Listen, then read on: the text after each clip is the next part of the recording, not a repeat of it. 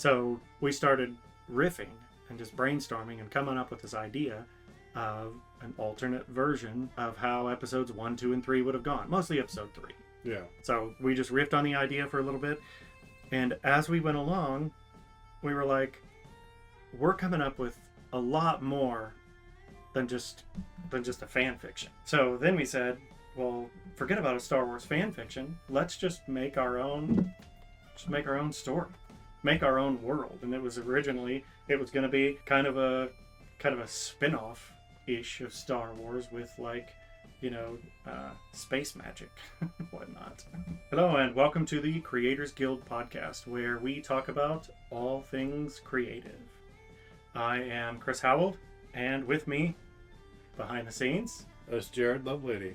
So we are excited to introduce our new book, first book of our Chronicles of Duridim series, and both our names are right there. We decided to create this podcast to share our creativity with the world, and invite anyone else that friends, colleagues, coworkers, whatever, who are doing creative projects to come and share what they're doing with us. So we're going to invite you along for the ride. So Jared and I have known each other how long? 1993? Yeah, 21 years. 21 years. So 21 years. I moved down here in 93. His mom, he was having a birthday party, and his mom said, why don't you invite that new guy and have him come over for your birthday party? And from there, the rest is history. So we hit it off: music, airplanes, race cars, random stuff. And we've been best friends ever since.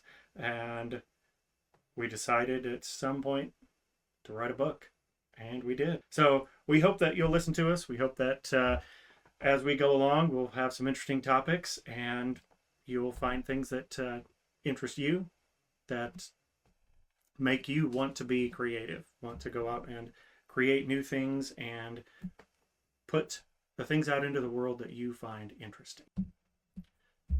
So to start with today, I'm actually going to read each of our podcasts. We're going to take a little bit of time and read from our book.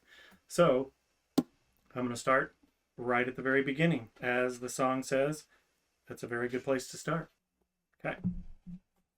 This book is book 1 in the series is called The Chronicles of Duridim. Part 1 of The Chronicles of Duridim is Ascension of a Queen. It'll be 5 books long, and A Flight from Shadows is volume 1 of Ascension of a Queen. Prologue. The Tattered Dress. Cycle of Rio, year 12072. We were different in those days. We had forgotten who we once were, and had become something our ancient selves would not have recognized. It was into this other life, this other self, that the princess was born. Memories of Duridim, Radivant's royal page to the queen. Ouch! Dorinda exclaimed as she brought her pricked finger to her mouth. She pulled it back out to see a small drop of blood form on the tip. You never listen to yourself, do you, Dorinda? She muttered as she placed her sewing on the small table and reached for a strip of cloth to wrap her finger. The last thing she needed was to have to wash blood out of the dress on top of the mending she was doing. It was far too late to be up, and she wanted the dress ready for the little princess. She should have done this 2 days ago. Well, as her grandmother would say, you can't put wine back in the bottle once it's been drunk. She picked up a thimble and pushed it onto her finger over the makeshift bandage. Unabashed, she picked up the dress again. It was a deep purple with slashes of white, made from a mixture of satin and silk. She chuckled to herself as she held it up. What a bold choice of colors! It was Princess Tuar's favorite riding dress. She had moped about all day and complained about how she wouldn't be able to wear it on the ride with her mother tomorrow. To be honest, Tuara would have preferred to go out in trousers for the ride. But her mother would not hear of it. Her father may indulge the princess in such fancies, but not the Baroness. Dorinda was no tailor or seamstress, but she knew how to use needle and thread. She would finish the mend and leave it in Tuara's antechamber. She smiled as she imagined how happy the princess would be to find her dress mended and waiting for her when she awoke. Tuara was such a headstrong and curious child. She was only 10 years old, young for a human, but barely over infancy for a high elf. Exceptionally small, too. Dorinda had spent many years around high elves, but not around their children. From her understanding, Tuara was quite short for her age. Well, Dorinda was short for a human, so they made a good pair. She smiled again as she finished the last stitch and held up the small dress for one final inspection. To think someone so small would be riding a full-sized horse. She shook her head at the thought. Dorinda dropped the needle, thread, and thimble on the small table beside her chair and rose to her feet. She stretched and yawned as she looked longingly at her bed. She wondered sometimes why she felt so old. She wasn't exactly a spring chicken any longer, yet she didn't have gray hair. At 50 years old, she was barely even a quarter of the age of Baroness Umari. She sometimes pondered what it would be like to live as long as the elves did. She probably had, another 30 years of life? 40 at the most. To live another 300 or 400 years, though, what would she do with all that time? Well, she did enjoy reading when she could. Maybe she would have a library like the Baroness did. Reading was unusual for her people, but then again, they had considered her a bit unusual. Perhaps that's why she had left Perome when she was young and spent most of her life in the Elven lands. She crossed the soft rug of red and gold to look at her reflection in the mirror. A matronly-looking woman stared back at her, with bronze skin and jet-black hair. She did like her striking green eyes. Her coloring was typical of Perome, the empire to the west of High Elf lands, where most people had green or hazel eyes. However, she had always received compliments regarding the stunning, almost emerald flash in hers. She reached a hand up behind her head to pull her ear up to a point. Her skin was too bronze to be either high elf or a wood elf, but not purple-black like the drow. Her height was about right for a wood elf, though. She would like to spend more time with the wood elves. Perhaps someday she would have a chance to do so before she was too old. Dorinda laughed out loud, dropped her arm, and shook her head at her own foolishness. She needed to get this dress to the princess' room and then get to bed. She picked up the small oil lamp from the table and the now mended dress and walked quietly from her room. The princess' room was just a few doors down in the large manor house. Her slippers swished on the runner as she walked, the sound whispering down the darkened hallway. Blocking the light from her lamp, she peered into the antechamber. Seeing the bedroom door shut, she slipped in, smiling once again as she laid the dress prominently on the chair. Dorinda slipped back out of the antechamber and pulled the door closed silently behind her. Stifling a yawn, she decided a cup of goat's milk would not be out of sorts before turning in. It wasn't a nightly ritual, but near enough. She always slept better after a cup of milk. The kitchens, of course, had been dark, but she had had no trouble getting a mug and finding the milk. As she swished down the hallway once more, cup and lamp in hand, she saw a light coming from the study door. She sighed to herself. Baroness Umari must be up. She did that often, visiting the study late at night to read when she could not sleep. Dorinda approached the study and paused a moment before entering. "My lady," she said softly, observing the Baroness in a lounge chair, legs crossed under her, a book in her lap. The Baroness looked up, pulled from her reading, and smiled at seeing Dorinda. Now if Dorinda had a smile like that, perhaps she would have married again after her Neville died of the wasting sickness just a few short years after their marriage. The Baroness had golden hair that hung in long ringlets. Her tilted eyes were sapphires and a beautiful heart-shaped face. High cheekbones and long pointed ears complemented her slender features. When she paused in such a way, her soft ivory skin made one feel they were looking at a beautifully carved statue, not conversing with a living being. "Dorinda, what are you doing up?" she asked, not unkindly. "I am sorry to disturb you, my lady," Dorinda replied. "I was just getting a cup of milk to help me sleep. I saw Tuara's dress, so she would have it for your ride tomorrow, and I just put it in her room before heading to bed." "Oh, Dorinda," the Baroness said as she rose to her feet, and closed the distance to wrap Dorinda in a gentle embrace. The Baroness was a few hands taller than Dorinda, average for a high elf female, but tall compared to the height of a human woman. "She will be so happy," she continued as she stepped back from the embrace. "Did you see how she moped about today?" The Baroness let out a shrill of laughter. "She surely does put up a fuss when she thinks she will not get what she wants, does she not?" Dorinda chuckled as well. "Oh, she is sweet, my lady. It's nearly broke my heart to see her so sad, and yet I had to keep myself from laughing whenever I saw that long, pouty face." "Well, she will be delighted, I am sure, and I am grateful for your kindness and dedication, dear Dorinda." "It is my pleasure, my lady," Dorinda said sincerely. She truly did love the child. "You know," the Baroness said, "I selected you because of your caring nature. You came highly recommended, and have proven to be exactly what I had hoped for." "My lady?" Dorinda inquired, a bit taken aback by the Baroness' sudden serious demeanor. The Baroness sighed, a distant look entering her eyes. "I have such ambitious plans for my little Tawara. She has already revealed such an intelligent and curious mind." The Baroness turned and crossed the room, stroking the spines of books with tender affection. "Before I met the Baron, I was a crowned princess, with my sights set on becoming the Queen's accolade. It was a dangerous ambition, but one I felt I qualified for. I was sure I had both the drive and the aptitude to win over the Queen and the High Court and the people. I had spent my life preparing. When I abdicated the crown to marry the Baron, I made sure he understood what I was giving up." She turned to face Dorinda, her eyes fierce and her face exultant. "I had to nearly force him to accept my hand. I loved him that much. He wanted me to achieve my dreams, and would have been happy as my consort, but I would not have it. I wanted him bound to me, and I sacrificed all I had fought for to be at his side." She strode back toward Dorinda, her shoulders square. "I will have to push my little princess. When she was chosen by the province as a princess-elect, to one day be a crowned princess, I made my mind up. I would push her as much as she would let me to help her become the accolade that I had hoped to be. She will need someone gentle at her side every step of the way, someone with a shoulder to cry on, a friend to confide in. That cannot be the Baron, and it cannot be me." The Baroness' slender hand reached out to take hold of Dorinda's shoulders, and the fire in her eyes intensified.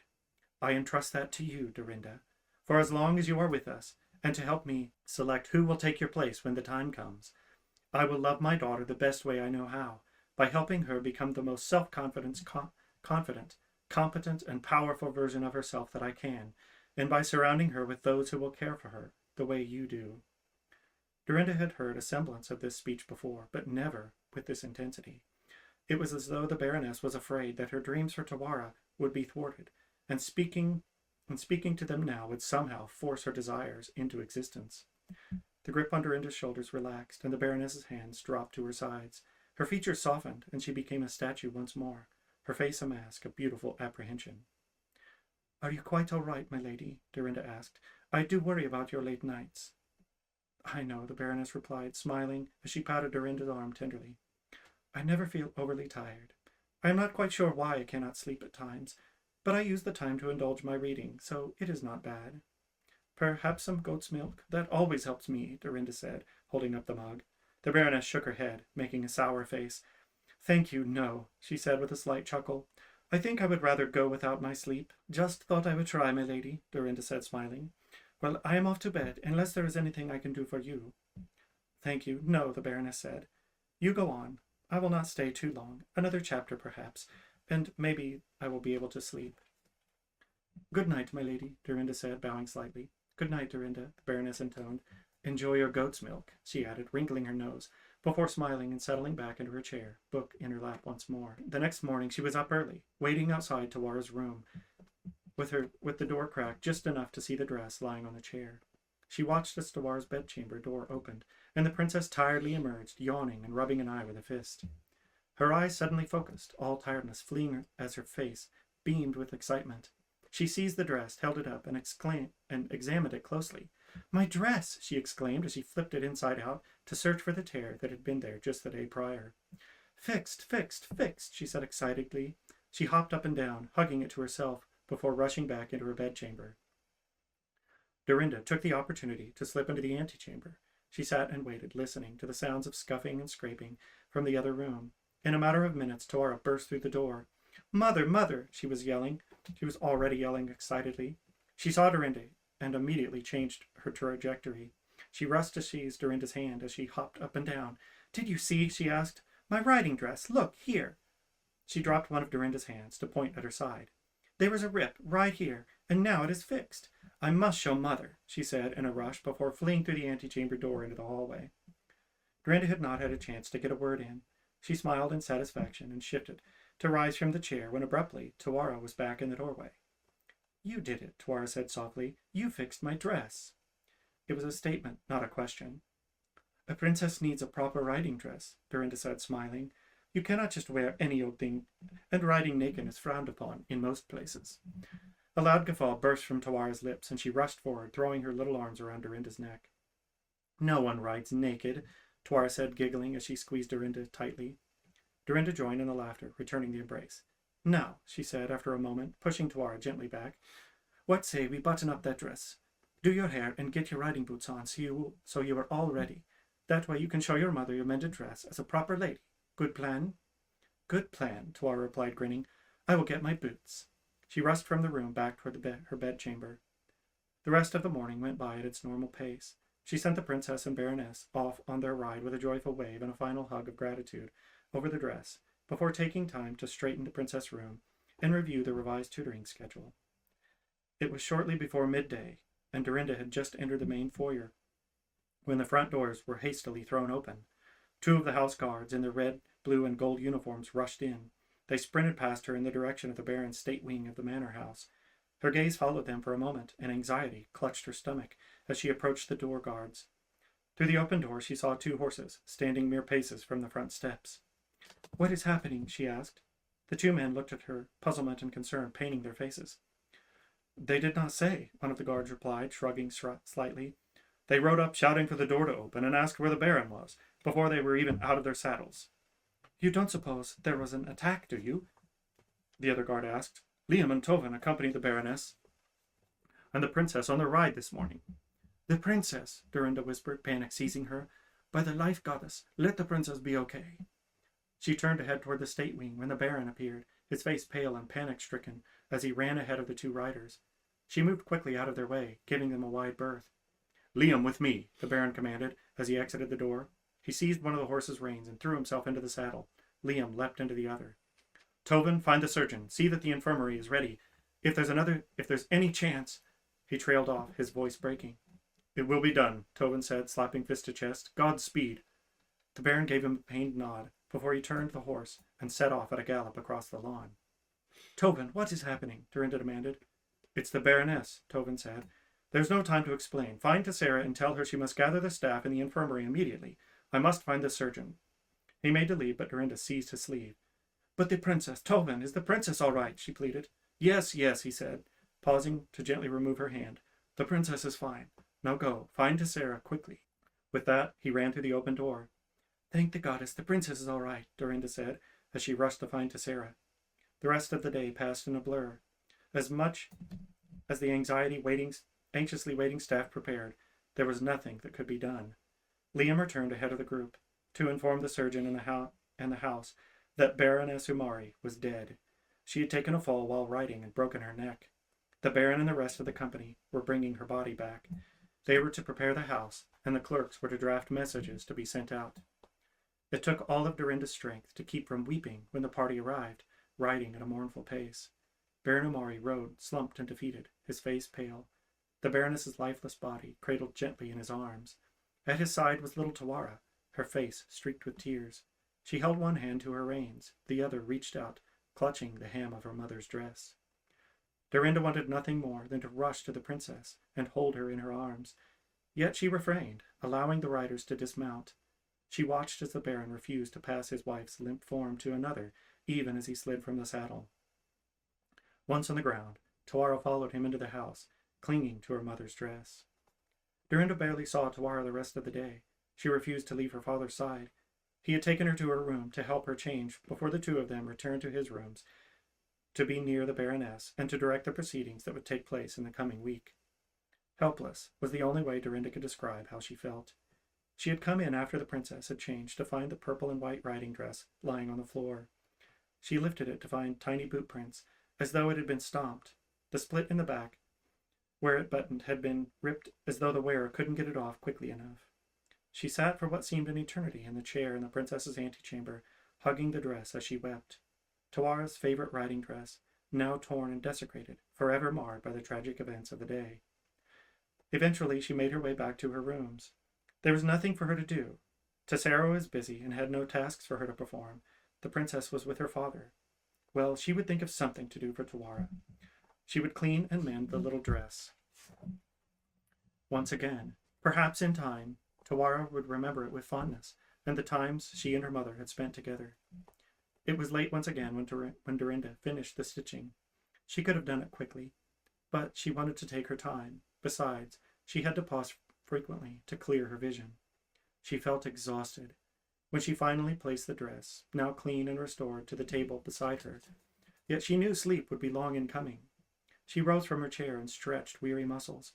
She would get a mug of goat's milk, and hopefully get some rest before the night was through. As she made her way back to her rooms from the kitchen, she saw a light that shone from the same study door where she had found the Baroness the previous night. She sighed, approached the door, and paused just outside. A surge of heartache welled up inside her. To think she would never find the Baroness in this study reading her books again. Voices from within pulled her from her mournful thoughts. She didn't want to interrupt anyone, and was about to move on when the topic of the conversation registered in her mind. No, we cannot eliminate the Baron yet. I have told you this. The Baroness needed to be removed before she had too much influence over the child. She wanted Tawara to be an acolyte. That is too lofty a goal, and would have driven the princess beyond our influence. She must be malleable, and the Baron must remain in his station until Tawara has come of age. Once she is crowned, her fate can then be decided. Fear and anger boiled up inside Dorinda. The voices were too quiet for her to recognize, but the words were clear enough. The Baroness's death was no accident, and the Baron and Tawara were in danger. She must go to the Baron at once. As she made to flee, she felt a strong arm seize her from behind, and the sharp tip of a blade press hard against her throat, just below her ear. I'm truly sorry, Dorinda, said a familiar voice. Before she had time to scream, she felt the knife plunge in. There was a sharp stab of pain before the world disappeared. Dun, dun, dun. Okay. So that is our prologue, The Tattered Dress. Jared, thoughts on our prologue? Well, I mean, it's the beginning. Hopefully it's enough to catch you. Yes. Yeah, it's really, how many times did we change what was the first chapter, what was the prologue, and what was something else? Several. Many. 10? I don't know. A lot. Well, the very first draft we wrote, so we finished the book for the first time in January 2022. And we sent out, it was 22, right? Yeah, for sure. Yeah. January 2022. And we sent out notifications to everybody, yay, we need some beta readers. We have finished our book. And we created a Facebook group. And this didn't exist. That prologue didn't exist at that time. And most of the first chapter after this didn't exist at that time either. And like 10 other chapters in the book didn't even exist. So it's been a wild, crazy ride. So we wanted to talk a little bit about, since we're introducing ourselves, we're introducing our story, we wanted to take a little bit of time and discuss what our story is about and how did we come up with this story? Why does it exist? What is the Chronicles of Duradim? So I think, what was it? Was it 2000? When did Star Wars Episode 3 come out? 2005? Was it that late? 2004? I don't know exactly. Somewhere in there. It's been a little while since I've looked it up. Whenever Star Wars Episode 3 came out, we actually sat down. I mean, it wasn't planned. We were just talking about it. And then we said, both of us, we grew up watching Star Wars together. We'd have all night Star Wars marathons. And when episodes 1, 2, and 3 came out, I'm in the group that I was like, well, that was worse than I expected. But the next one, well, that was also not my favorite. So in talking about Star Wars, we actually came up with an idea to write a fan fiction for Star Wars. And so we were going to approach it as, what if just a few things were a little bit different, and Anakin's story was just a little bit different, and the whole I have the high ground. Didn't happen, something, just a little bit of variation on that process. So we started riffing and just brainstorming and coming up with this idea of an alternate version of how episodes 1, 2, and 3 would have gone. Mostly episode 3. Yeah. So we just riffed on the idea for a little bit. And as we went along, we were like, we're coming up with a lot more than just a fan fiction. So then we said, well, forget about a Star Wars fan fiction. Let's just make our own story, make our own world. And it was going to be kind of a spin-off ish of Star Wars with space magic, whatnot. But then it morphed, and we said, we're not going to do any kind of spin-off. We have our own world here. We've got our own magic with its own rules. We've got our own system. But the story we came up with then was still completely different than what the story is now. So, in book 1, in volume 1 of Light from Shadows, at a little bit later, you're going to come across a character named Alandar. And he is a race that we came up with. They are the Alkari. And this race of people, and Alandar was actually the original story that we came up with. And it was supposed to be, the first story was supposed to be the Alkari Rebellion. How these Alkari, who were magic beings, but had their magic taken from them, and then their entire society was enslaved, how Alandar got free and then freed his people. And it was a rebellion. The Alkari Rebellion was book 1. And we ran into a problem. Yes. Because we decided that the Alkari were going to be hollow, emotionless things. Yeah. And how do you tell a story from someone's perspective who has no perspective? Yeah. How do you tell a story from a perspective of a chair that isn't a personification of a chair? It's a chair. So we actually rewrote some scenes. We were writing different pieces to try to, we had a kind of a general idea of how the story was going to go.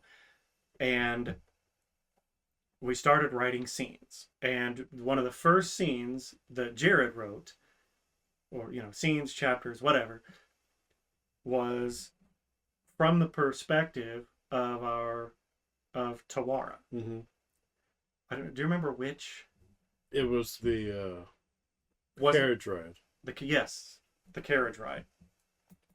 Yeah, so Jared wrote this whole scene, and somehow that scene went from a later scene in the book, after we've met Alandar and we've been introduced to this world and things have been going on, and this side character comes in and is riding in a carriage and going, she's a princess. She's going to go do some princess duties. Well, wasn't she? She was going to go see, they had they're going to trade negotiations. Yeah. And part of the negotiations was a gladiator show. And then she was going to see the gladiator, which was Alandar. And then we thought, well, maybe we'll make it a love interest. Yeah. First it was a love interest, but we were trying to figure out, how do we write a love interest again?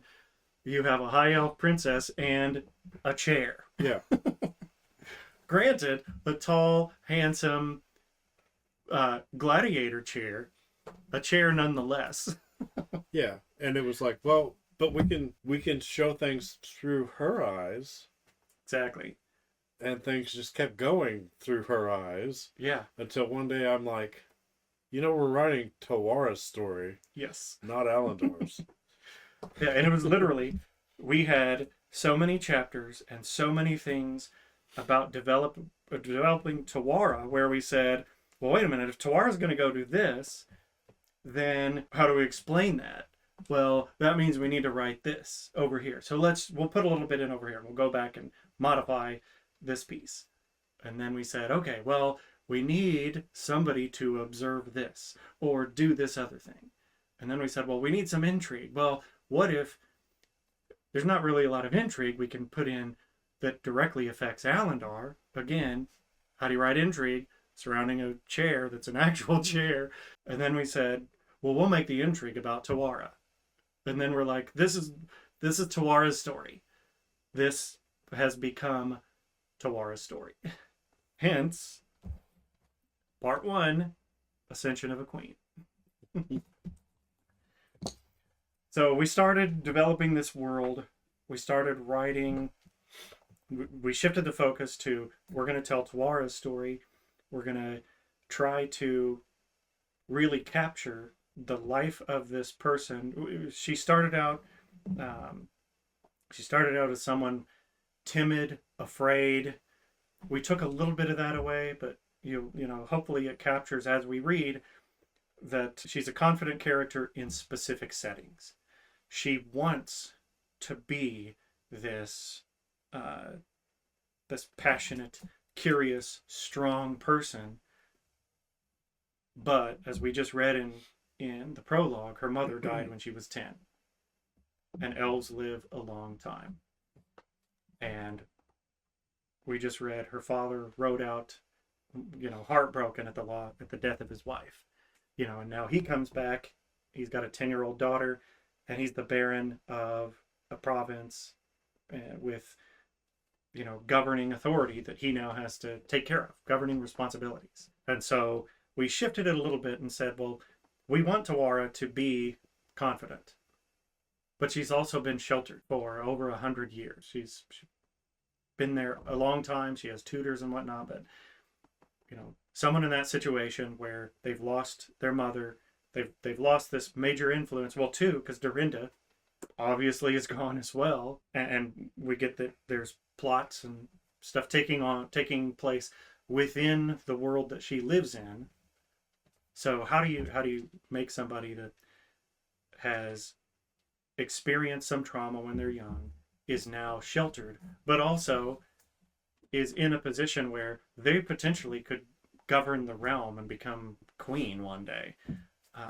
You know, so it's this dichotomy that hopefully as you read Tawara's story, you pick up on that there's a dichotomy within Tawara of how strong she thinks she is, or how strong she wants to be, versus how strong and sometimes fickle she actually ends up being, just because of her environment and how she's been raised. So part 1, we originally, once we started creating Tawara's story, we said we were going to write a book. And then when we mapped out book 1, we said, this can't be a book.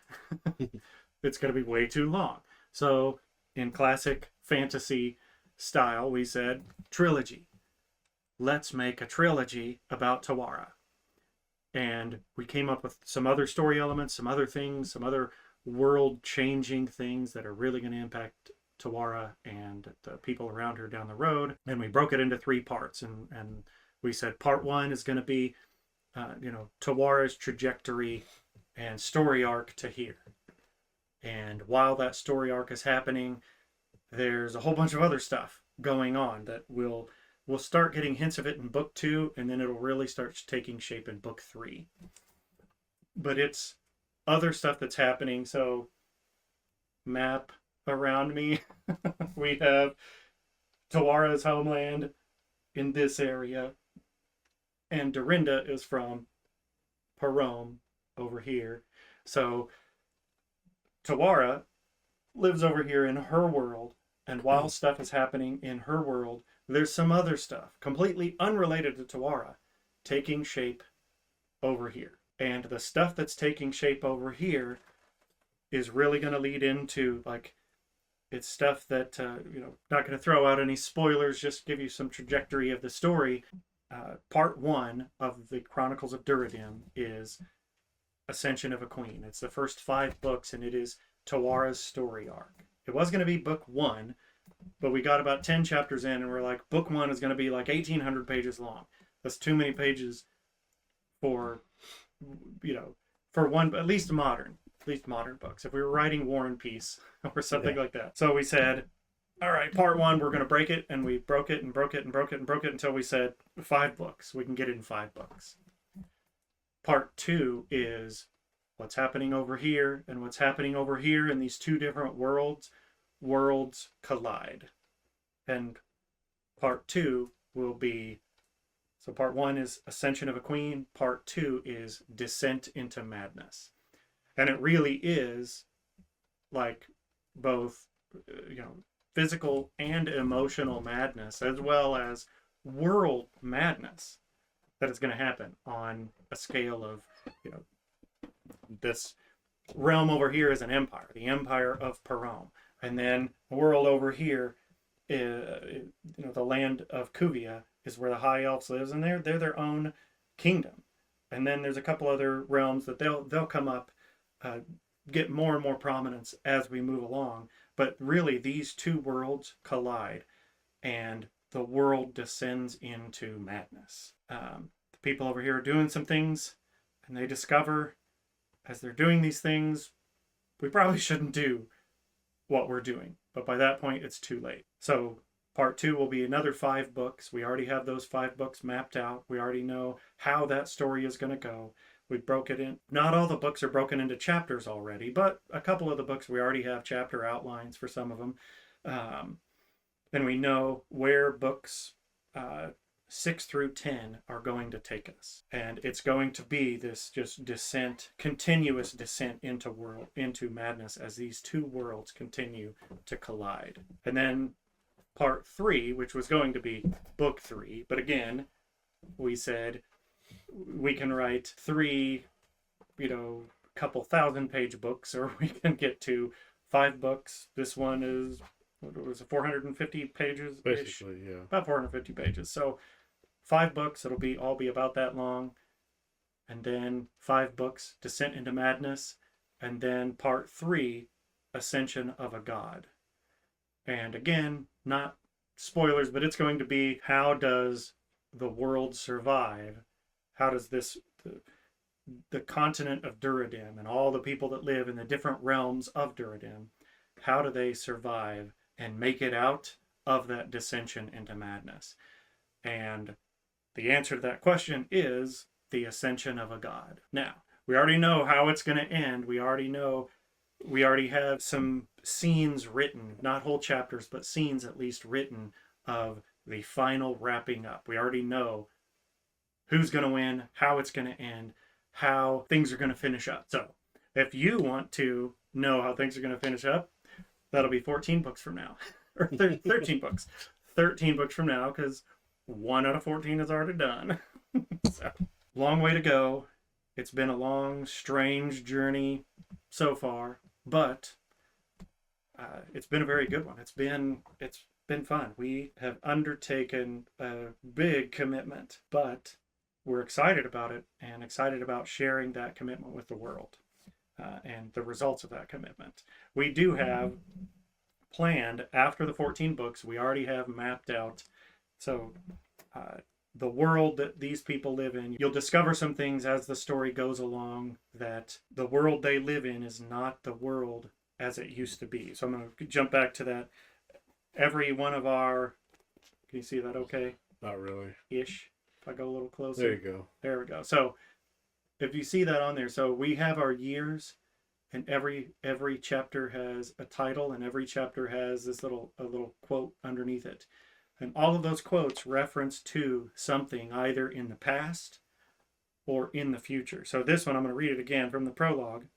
This is from it's a book, Memories of Duradim, by Radavance, the Royal Page to the Queen. So, you can use your imagination to determine who Radavance is.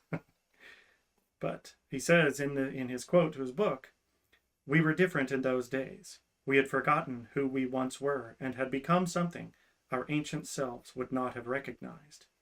It was into this other life, this other self, that the princess was born." So we're going to write a prequel. Once we're done with our 14 books, we have a trilogy, and we're going to keep it a trilogy because we have to keep it a trilogy. Yeah. It'll probably be, I imagine the individual books will be a little longer than these just because of the amount of content we're going to put in each one. Um, maybe. We'll see. We'll see how it goes. That's still That's a long way away. But the goal is we're going to write a trilogy, and it will begin about 15,000 years before Tawara's story begins. And that's hence, we're this 12072 is important. It's by the reckoning of their calendars in the high elf realm. There are events that begin to take place about 15,000 years before this story begins that have direct relevance to what is happening now. So we already have that trilogy mapped out. We already know how that's going to end and the key players and how it's going to happen. We don't have it as detailed as we have these 14 books planned out, but we still have it mapped out, and our plan is get those 14 books out, then go back, write the trilogy, and hopefully everyone loves our story. We become bestsellers. Go buy our book. And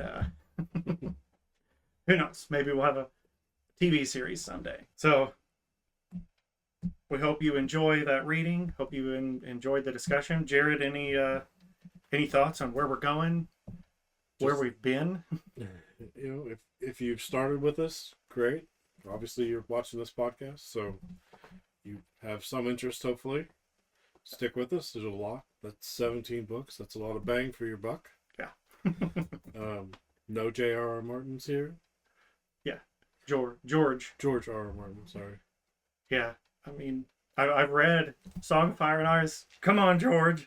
Finish it up. Give me the last books. Patrick Rothfuss, if you're listening to this podcast, I want the rest of the story.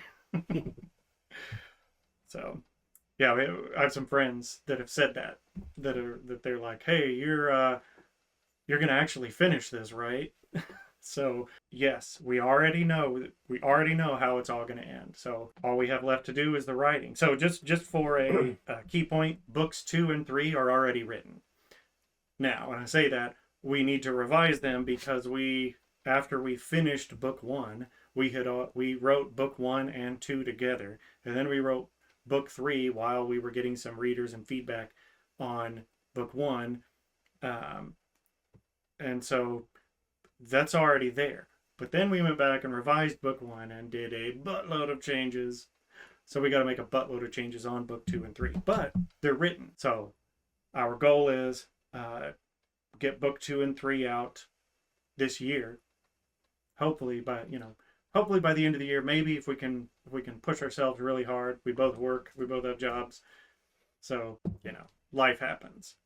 Barring life happening, our goal is 2 more books this year, and then hopefully 2 books next year, to where we can have all the first 5 books, all of part 1, so we can get the story of Ascension of a Queen out there for everyone to read. And then from there we get part 2, another 5 books.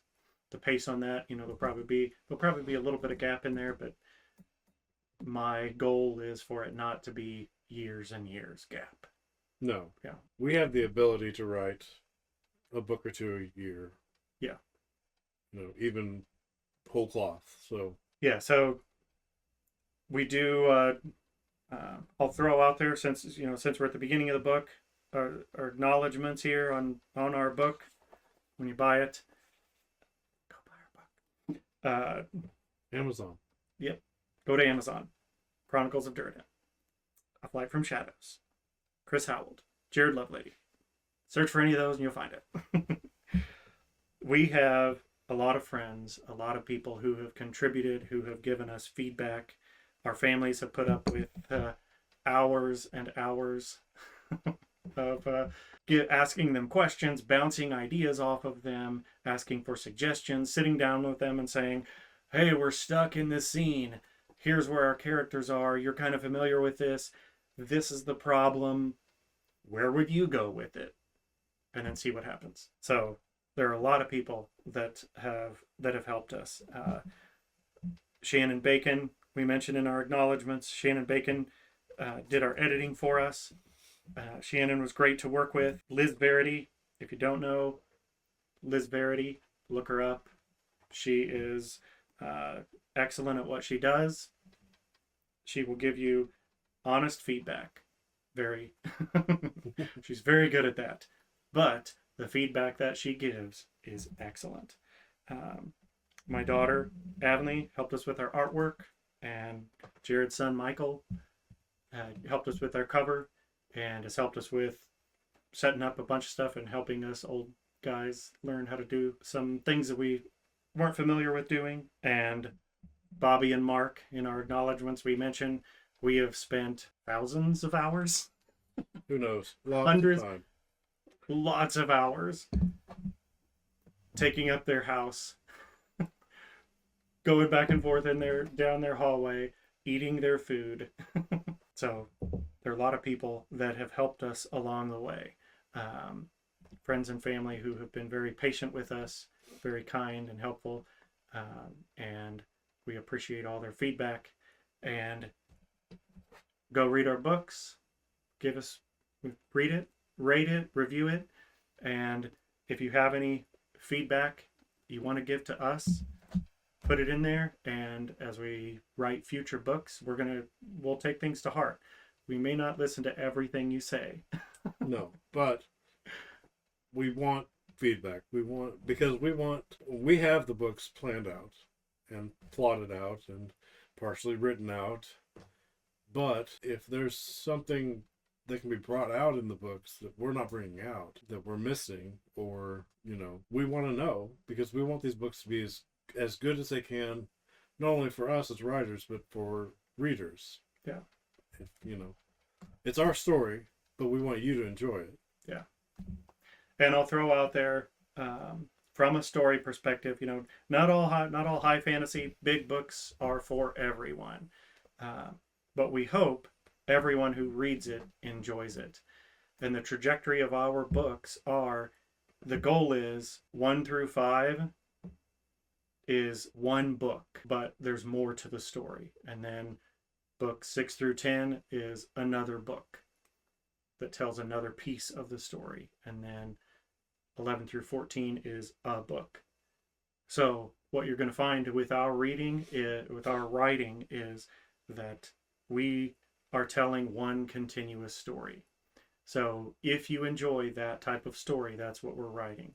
We're going to progressively build and build and build, and it's going to get bigger and bigger as we go until everything wraps up in the end. But what you won't find is, this book is not a complete story in any stretch of the imagination. This is 1/5 of the first book of part 1. So hopefully that intrigues you. Maybe some people it scares you a little bit, but regardless, that's our writing style. We did have some suggestions of changing, well, what if you change your story to do this or change it to do that, and to try to make each volume more episodic. And there'll be some of that in there, but as we talked about it, I enjoy reading. I enjoy reading a long story that pulls me in and the characters suck me in, and I can embed myself in that world and enjoy it for the long haul. And so that's what we're writing. So hopefully you enjoy that type of reading, and that type of writing, you enjoy reading that type of writing. And if you do, give our books a try. If you have not enjoyed that in the past, go buy our book and try it out anyway, and maybe we'll change your mind. Okay, Jared, any final thoughts for today? I think that covers it. I mean, we're really excited. It's been a crazy road, and we're excited to see where it goes. Yeah. Well, thanks for joining us today. We're gonna wrap it up, and we will see you next week. Thanks for listening to the Creators Guild podcast. Don't forget to get your copy of A Flight from Shadows, available on Amazon. While you're there, please rate it and give it a review. If you like the Creators Guild, please like and subscribe, and make sure to share it with your friends. Until next time, go in good spirits.